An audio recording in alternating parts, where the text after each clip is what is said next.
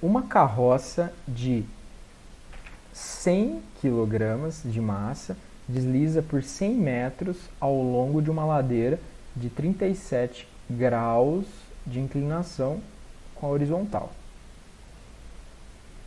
Sob a ação de seu peso e da força de atrito. O coeficiente de atrito é de 0,4. Determine o trabalho de cada força e o trabalho resultante realizado sobre a carroça durante este deslocamento. Muito bem. Então, eu vou refazer a figura aqui, porque eu quero que essa figura fique bem grande. Eu quero mostrar para vocês como faz.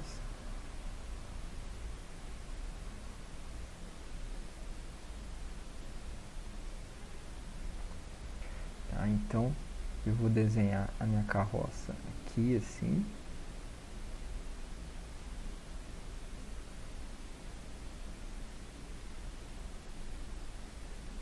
Tá legal. E aí, olha só, a gente tem um ângulo. A gente tem um ângulo aqui.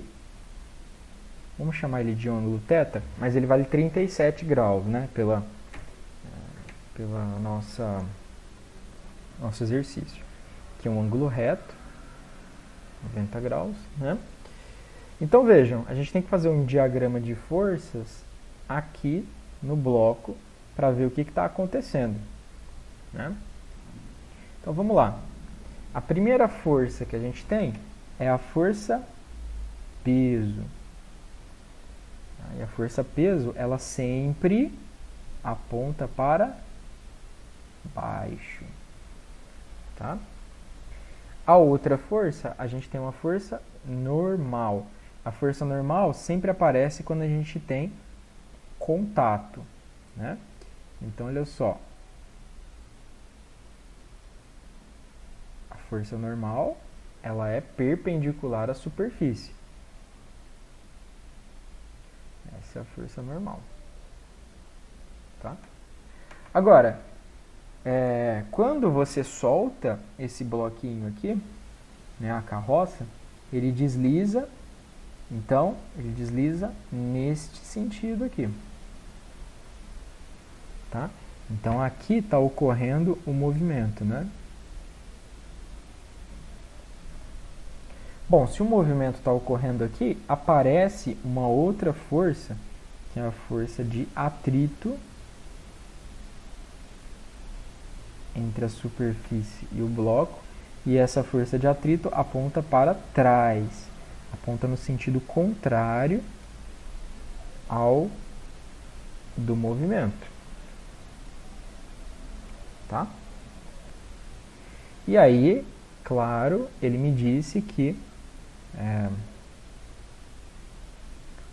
a carroça, ela percorre aí uma certa distância de quanto aí? De 100 metros, né? Então, ela percorreu 100 metros ladeira abaixo. Então tá legal. Olha só, galera. Nesse exemplo aqui, convém a gente mudar o nosso sistema de coordenadas. Porque, vejam, a gente tem um sistema de coordenadas que é assim, ó. Né? X e Y seria assim, né? Então, X e Y. 90 graus entre os dois. Mas, a gente pode mudar o nosso sistema de coordenadas para um sistema de coordenadas assim.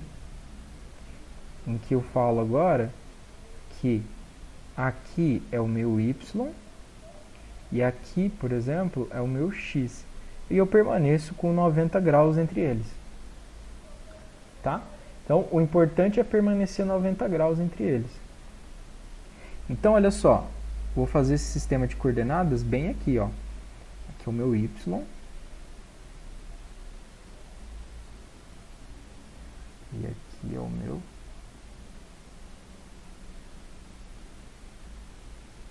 eixo X. Tá bom? Então, Olha, virado agora. O que acontece? O movimento ele acontece só no eixo X. No eixo Y não tem movimento, né? Nesse eixo Y que eu desenhei aqui. Não tem movimento. Então foi exatamente por isso que eu fiz. Tá? Porque a gente facilita, não tem movimento no eixo Y. Então tá legal. Então agora a gente consegue resolver com mais tranquilidade o nosso problema.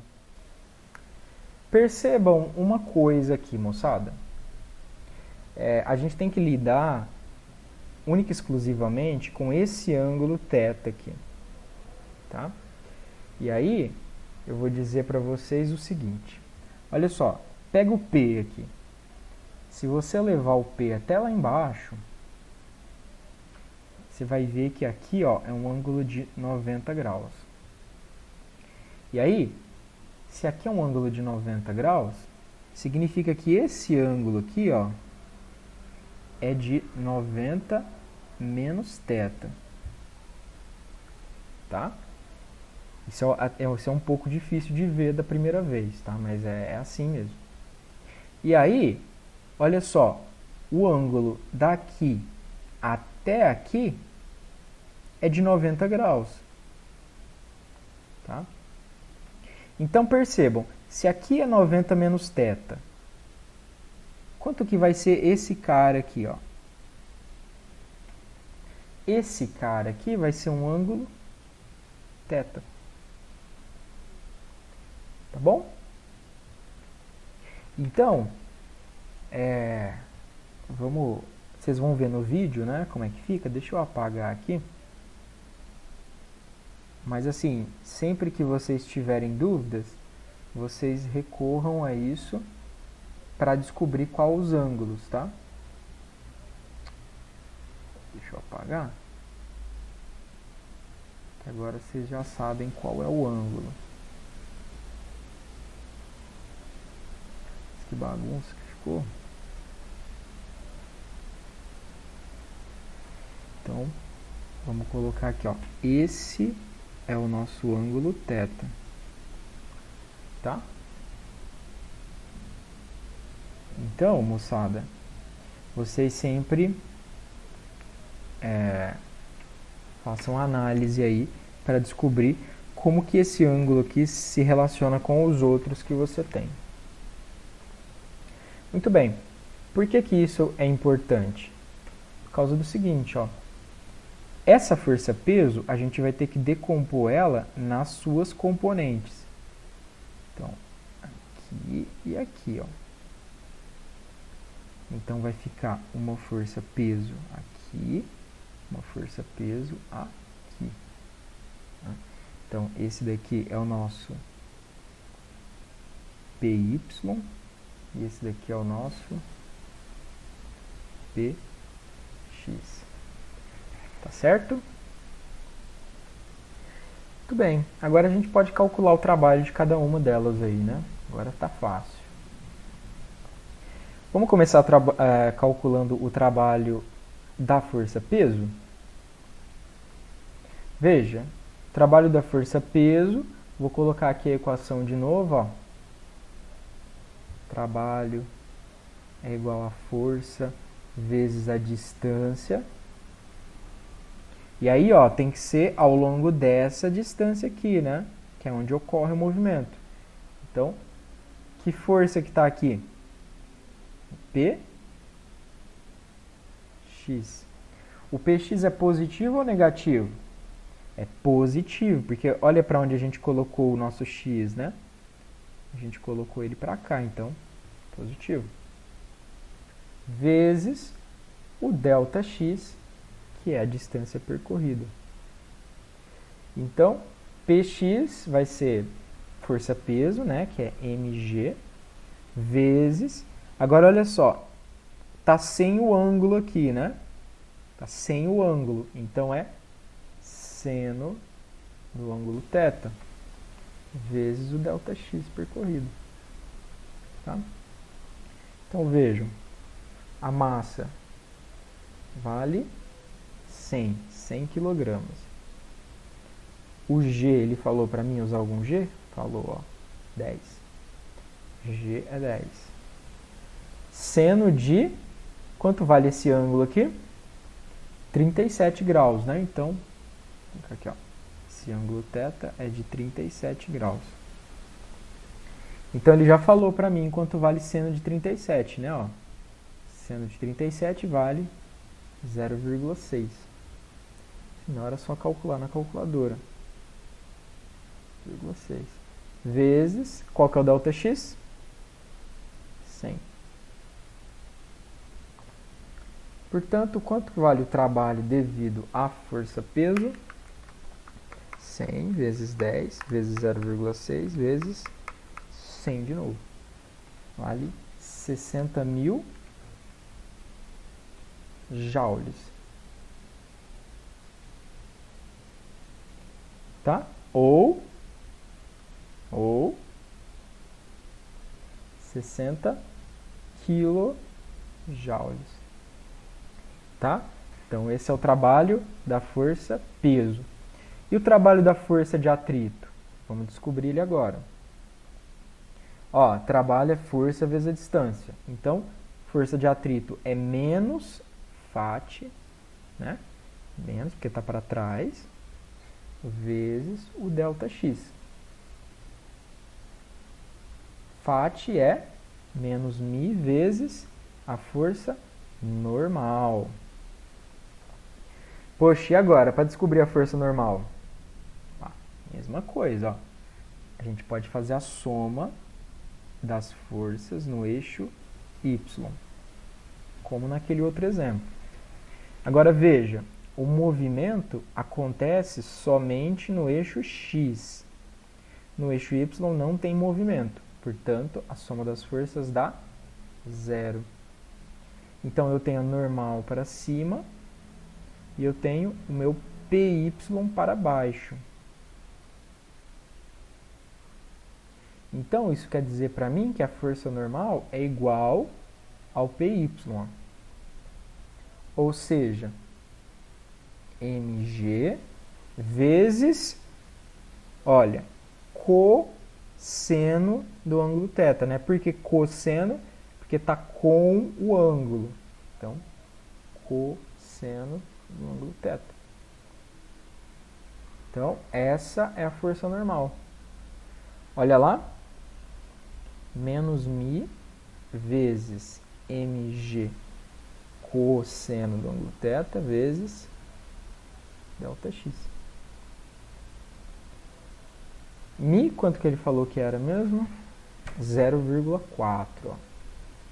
Então, menos 0,4 vezes a massa, que é 100, vezes g, que é 10, vezes cosseno de 37. Cosseno de 37, 0,8 vezes 0,8 vezes o ΔX, que é 100. Portanto, o trabalho devido à força de atrito é menos 0,4 vezes 100 vezes 10 vezes 0,8 vezes 100 de novo. É menos 32.000 joules. Ou o quê? Menos 32 quilojoules. Ok? Muito bem. Então, calculamos o trabalho dessa força, trabalho dessa. Agora, falta o trabalho da normal, né? Trabalho da normal, então, é a força normal vezes... Agora, teria que ser a distância ao longo dela, né? Delta Y. A gente já viu que o ΔY vale 0, né? Ou seja, não existe movimento no eixo Y. Portanto, o trabalho devido à força normal vale 0.